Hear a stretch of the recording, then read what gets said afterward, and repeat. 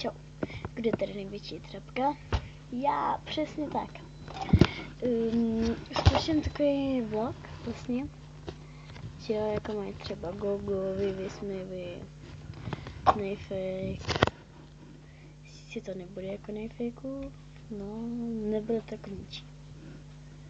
Tenhle bude výjimečný. Tenhle bude tak extrémně trapný. Že jako... Takže každý týden by mělo vycházet nový video. V sobotu a v neděli by byl jako takový vlog klasický. V pondělí bych nenatáčela.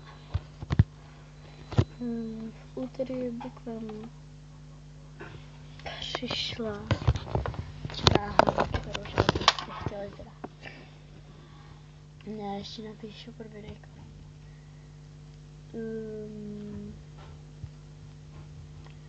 Nebo třeba pak ve středu by jsem natáčela, že jo? Bude čtvrtek nic, v pátek.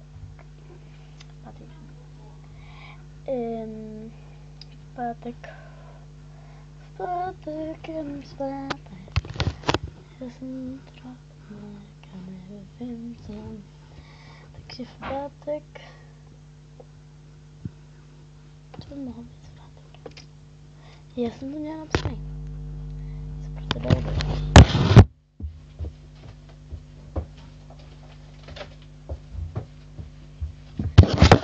Kdyby něco... Ne, nejde mi to stopnout.